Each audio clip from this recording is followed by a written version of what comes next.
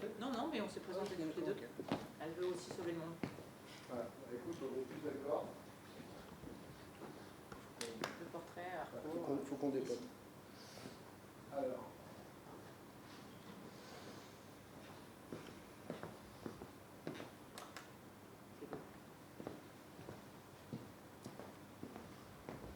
On va pas bronzer, mais. Donc, regarde vers moi. Je te vois plus là. Ouais, alors, attends, moi je te regarde.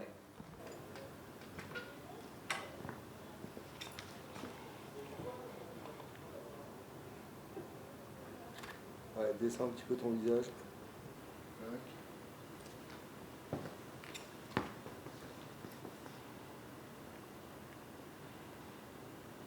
Ok, ton visage vers moi. Ok. Ok. Prends une position un peu plus large. La vie, elle est née dans la profondeur des océans il y a 3 milliards d'années. L'homme est né là et aujourd'hui, il y retourne pour y assurer sa survie parce que les océans, c'est la moitié de l'oxygène que l'on respire, ce sont 22 000 médicaments, c'est les énergies marines de demain, c'est la régulation du climat, c'est la marmite de l'humanité. Donc on a vraiment besoin de cet espace océanique qui fait les 3/4 du globe. Chaque jour, on puise dans l'océan des solutions pour se sentir mieux, que ça soit le petit ver marin qui est un petit ver de sable avec une hémoglobine 40 fois plus oxygénante que l'hémoglobine humaine, que ça soit le cœur de la baleine qui inspire les pacemakers de demain sans pile, ou que ce soit la ZT qui permet de lutter contre le sida et qui vient du hareng. Les solutions, elles sont vraiment extrêmement nombreuses dans le Grand Bleu. Et pourtant, on connaît que 2 à 3% de toute la biodiversité marine. On est allé plus souvent sur la surface de la Lune que dans la profondeur des océans.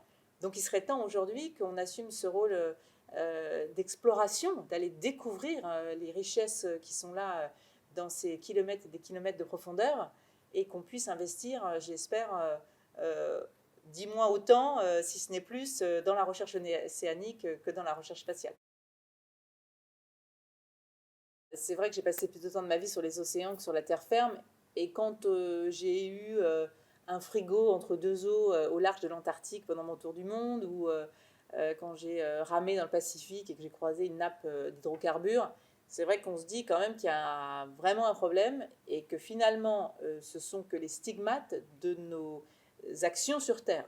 80-90% de la pollution marine, elle vient d'abord de la Terre. Donc c'est nos activités qui ont un impact sur nos océans. On demande à chacun d'avoir son rôle. Les politiques, les institutionnels, les industriels, tout le monde doit apporter sa part. Dans la thématique qui est la mienne de l'éducation, pour moi, elle est primordiale parce que je trouve que c'est peut-être le meilleur levier d'action. C'est de former cette nouvelle génération à comprendre les enjeux, à apprendre à aimer ce milieu marin, pour ensuite, parce qu'ils l'aiment, s'engage pour le protéger. Et puis se dirige ensuite vers des métiers en lien avec ce secteur maritime. Je vois vraiment sur le terrain, je vois des industriels qui font vraiment évoluer leurs process. Alors forcément pas tous, mais beaucoup qui sont engagés dans cette voie.